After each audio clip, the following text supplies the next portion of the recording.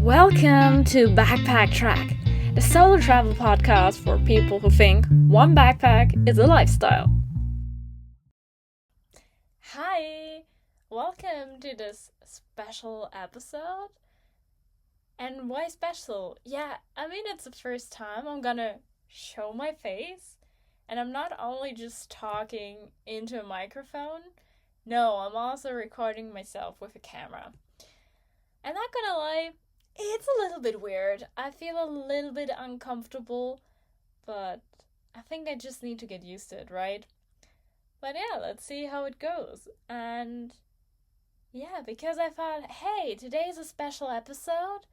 Why not make it special topic? And let's talk about something everyone likes to hear, yeah. And I'm talking about fails. Fails are entertaining, and you hopefully can learn something about it too. And yeah, I have a lot of fails. Really a lot. But there's one category. I'm quite surprised still how stupid I was that I always fell for that. And the category I'm talking about is scams. Yes, I got scammed so many times. I can't even count it. I don't know. But there was one country I've traveled to where I got scammed the most. So often that I don't even know the exact number. And I only been in the country for 3 weeks, so it's kind of an achievement, I guess. But yeah, I'm talking about my travels in Sri Lanka. And don't get me wrong, you can avoid most of these scams. Like, literally, you can. But sometimes I just believe in the good in humans, and I'm too naive and just believe what they're saying, so yeah, the blame is on me.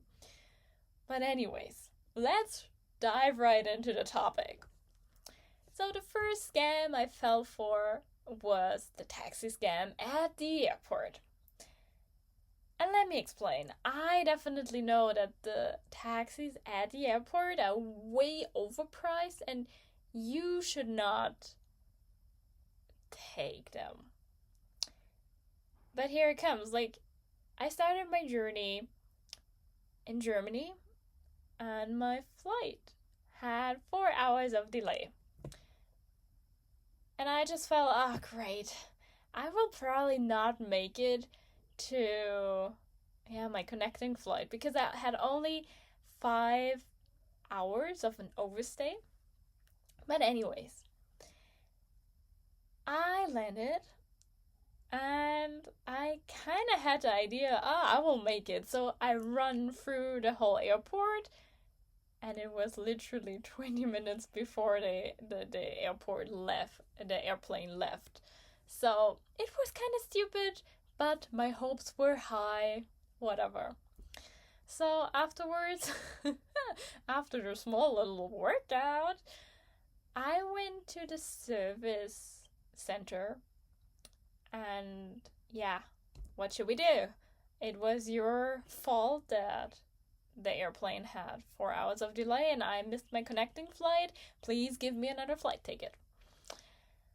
And yeah, they were searching, and then they were just saying, 24 hours later, you can have a flight. And I was shocked because no way I'm gonna stay at the airport for 24 hours. No.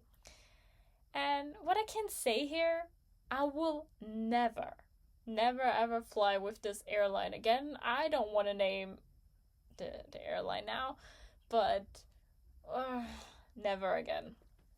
Anyways, so I said to them, or better said, I insisted that I want to fly this evening, and I did not care how.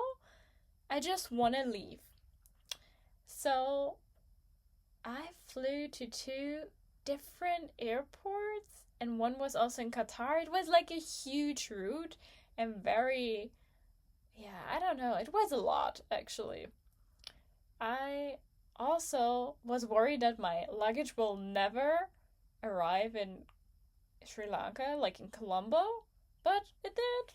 Magic happens, whatever. So, anyways, after 32 hours, I landed in Colombo and I was just exhausted.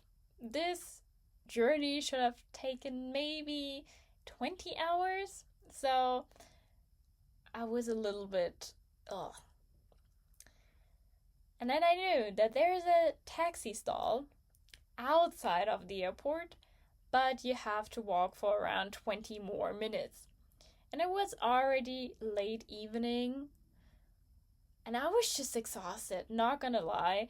So I said to myself, okay, treat yourself, take the expensive taxi. And I mean, the people there, they were happy that I went for them. They were like, oh, yeah, come on, come on. I mean, it was nice. They were carrying my 20-kilo luggage, so okay. But yeah, in general, it was 5 times more the price than if I would have gone 20 minutes. Whatever. This is one thing, like taxis. But then there's a. Actually, when it comes to vehicles, there are two more scams. The first scam is kind of rude, I'd say. And it did not happen only to me, but also to some other travelers I met in the hostel. And it is when you enter the bus in Sri Lanka, you don't have to pay a ticket or anything.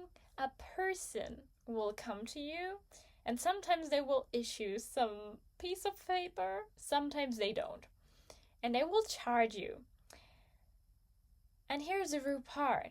I mean, it's okay, kind of, because our currency is pretty strong in comparison to the Sri Lankan rupee, but still.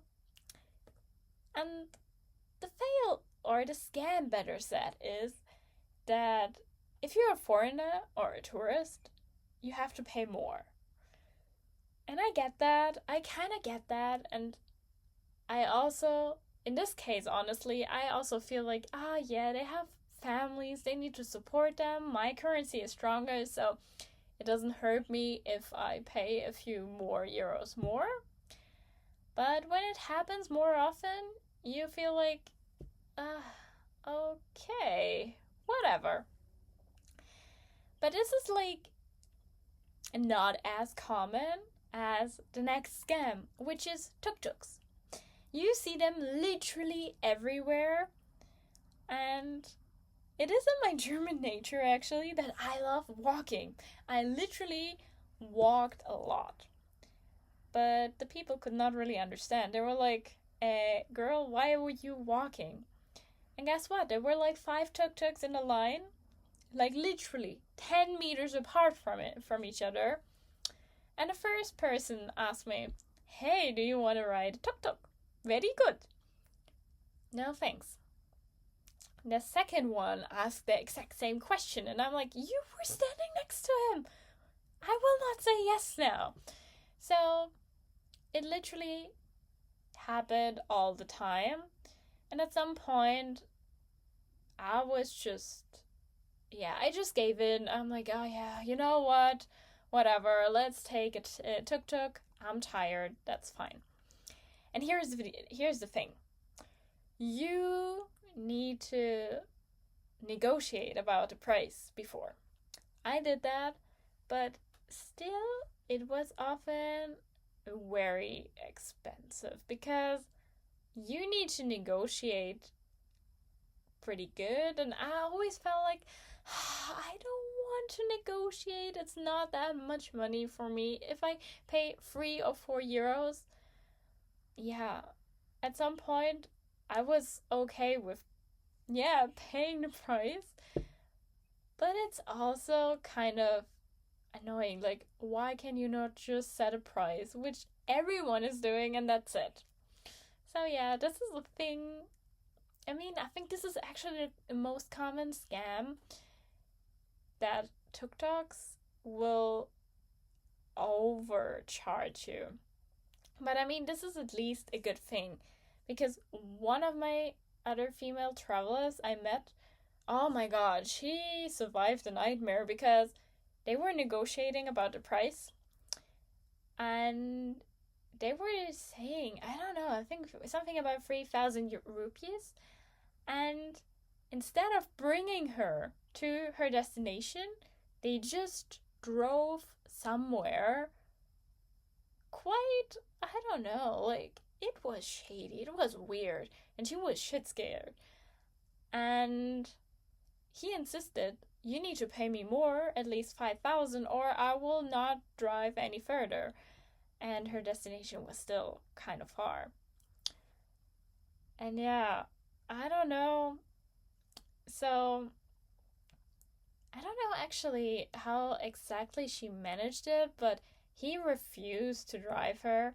So I think in the end, she just walked. Oh no. No, no, no, no, no. Ah, yeah, she was agreeing to, okay, you know what? Whatever you're saying, just drive me to my destination. And he did apparently. And she was just saying, yeah, it's 3,000 rupees. How we, yeah, actually negotiated at the beginning.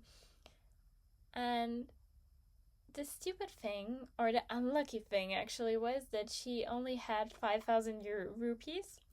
So she gave him the bill, and she did not get anything back in return. I mean, at that point, whatever, you pay the price, but yeah, just be aware, tuk-tuks are... And especially when you're in the middle of nowhere and no one understands you really what you're saying, yeah, that's kind of... Anyways, I don't want to ruin the mood here, so let's go to something fun again. So, tuk-tuks in general are overpriced. So, I met a group of travelers and we went to the famous Nine Arch Bridge in Sri Lanka. It was 3 of us.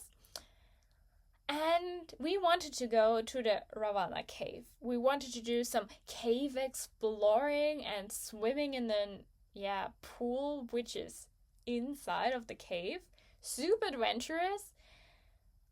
And then we went to all these tuk-tuks. I mean, they're literally everywhere. You don't even need to walk long. And so we went there. And it was around 8 kilometers away. So it was not a walkable, distance. So we were asking them, how much is it? And they were saying, oh yeah, 3,000 each. That's a little bit too much. So we're not paying that much. And then he insisted, yeah, we can also do 2,000 each. So everyone in total 6,000. And yeah, on the way back, we need to negotiate again. We felt that was very fishy and way too overpriced. So they actually recommended, hey, let's look at Grab. And at that point, I was just, Grab? What is Grab? I don't know. What is this? And it's the best app ever. It's something like Uber, but yeah, just the Southeast Asian, or in general, the Asian version. And you can also apparently order food. I did that a lot when I was in Vietnam, not gonna lie. But anyways, so we looked up at Grab, and there it was, 2,000 for all of us. So we booked that. But also the Grab driver told us, hey, go a little bit to this area because I don't want to get in a fight with the other tuk-tuks. Because they are getting mad at Grab drivers because they're not overpricing. And they ruin their business. Anyways, so we made a good deal, and on our way back, we walked and took the bus, which was fun. But yeah, I mean, in general, I'd say I got very often scammed just with tuk-tuks because negotiating, ugh. And then there was one guy I really felt for that trap. Ah, that was so stupid. But on the other side, on this day, I was not in a good physical condition because of some family business that happened at home. I was sad. And then I met this guy, and he was super kind. And then he started to talk about yoga stuff and Buddhism and re rebirth, whatever. And so we talked for a lot, and I just thought he's nice. And then he was saying, hey, if you want to go to this temple and to this special thing, I'm gonna give you a tour and we can drive around with my tuk-tuk. And I said, oh, sorry, that sounds awesome, but thanks, I'm good. I want to walk. And he left me alone. I was surprised because usually people run after you. And I just kept going, and I felt like, oh, that was such a nice talk, actually. And especially because I became a yoga teacher in Thailand, and so I learned a lot about like Buddhism stuff and also just about inner peace. And the way he talked, it really resonated with me, so I felt like, oh yeah, that was nice.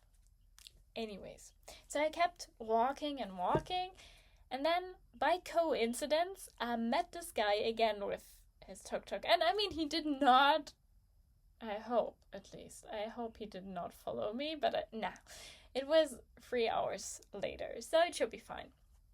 Anyway, so we met again, and then I said, you know what? You were a nice guy. Your talk was fun. Let's do it. Let's do the tour. Of course, that was, I don't know. It was kind of like being nice is probably part of his job and part of the scam that you get customers, but it was way, way overpriced.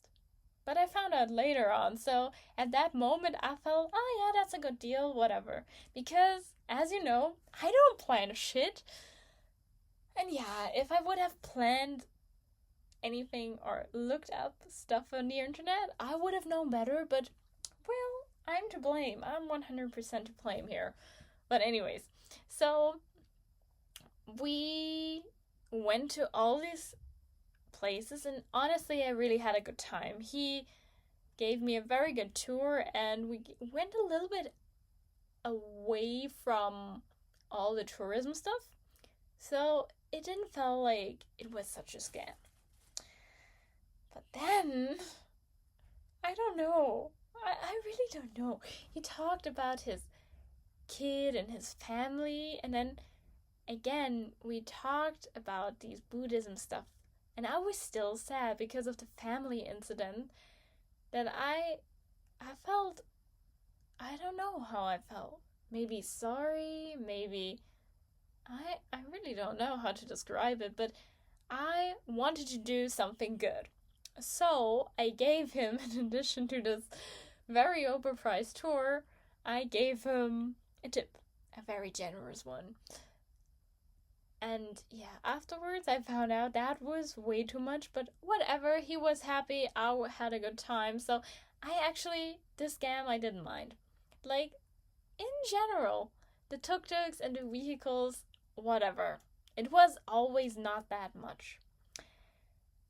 But the last scam, I mean the really big one in Sri Lanka, we're at a spice garden. People, guys, I don't know, whatever. If you ever get invited to a spice garden, say no. Or don't be stupid as me.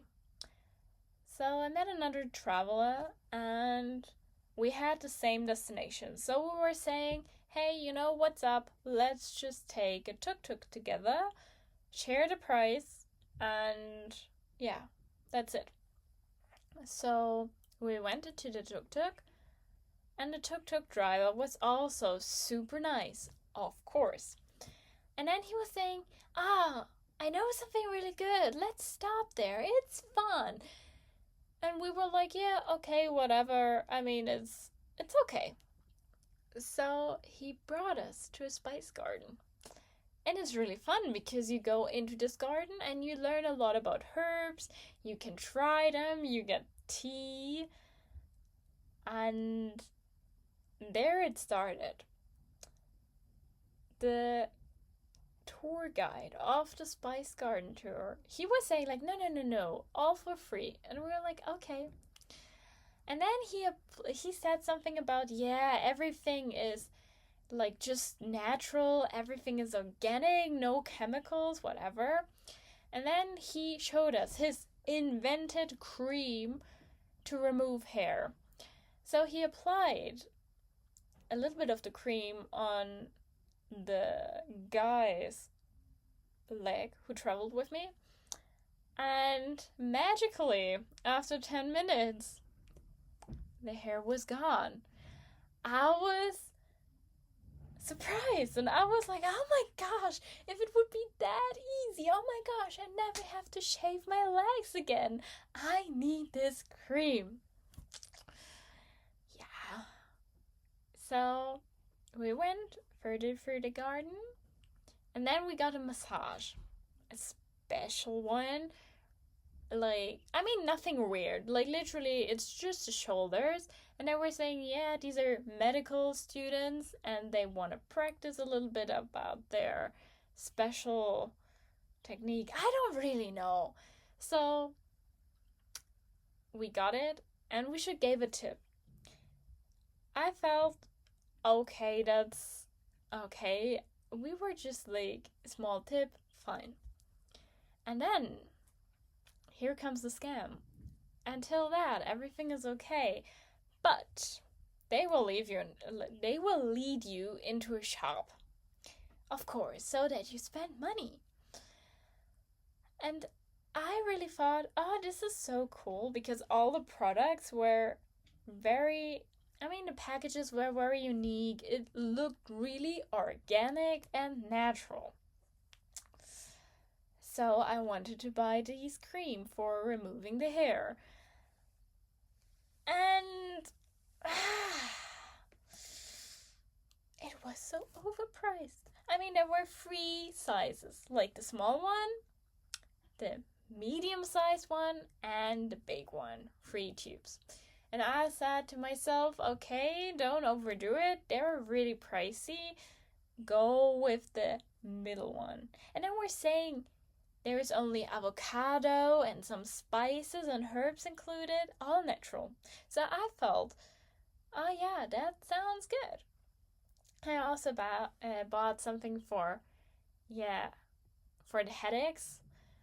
And I think one more thing, but I can't remember. So I went to the cashier and it was fucking overpriced. Oh. And then, I know, that is just stupid, but it happened, so whatever, it is what it is. Now I learned my lesson, so I bought the stuff for $80. And yeah, you might think, girl, you're crazy. Yes, I am. But I thought, I want to support a business which is organic and natural, and I just want to support the locals, yeah? I didn't know it was a scam. And I arrived at my new hostel and I was talking to a doctor. I mean, he was just a traveler, but his profession is a doctor, whatever. So I talked to him and I was just talking about this wonderful experience, and with the hair removal cream, I was so surprised and all good. And he was just saying, I mean, you're quite euphoric and stuff, but that doesn't make sense. just avocado and some herbs should remove your hair? No, no way. So then I started thinking about it and felt like, oh yeah, actually you're right. It's a little bit weird. So I started Googling. Yeah, biggest scam in Sri Lanka, basically, because this cream is actually the wheat cream, like the super chemical stuff from every drugstore. And they just mixed avocado in it and some herbs that it got like these weird green looking consistency that it looked natural, and they refilled it in like cups which were like super cute. And I felt scammed. But not only once, I felt scammed twice, because if it's overpriced, I know that's a scam and that's fine. But I was super mad. It was not even overpriced. It was also, yeah, fake. It was fake. It was just, I mean, they sold something which should be natural. And in reality, it was just chemicals only. I was mad. I felt so stupid. And then I also felt $80. Oh, how stupid. But on the other side, that was actually really, really good. Because since that, I mean, that happened around, when did it happen? In the middle of my trip. So after 10, 11 days, something like that. I was from one point to another hyper aware of any scams. So I started to negotiate better with the tuk-tuks. And I mean, they were still overpriced, but I'm not really good at negotiating. I'm really not good. I don't like it. But I was more like persistent that I want the cheaper price as well. And yeah, I've learned my lesson. I personally now think, oh my gosh, that was so funny. And I'm actually kind of glad that I fell for this obvious, stupid scams, because it's funny. I'm always laughing about it. I feel like, oh, great job, great success. You fell for it. They were probably also thinking, so young and naive, cute, ka-ching, whatever. Anyways, I hope if you ever go to Sri Lanka, be aware of spice gardens. And in general, if you go to countries where a lot of tuk-tuks are driving, always negotiate about the price in advance, and I really hope that nothing bad will happen.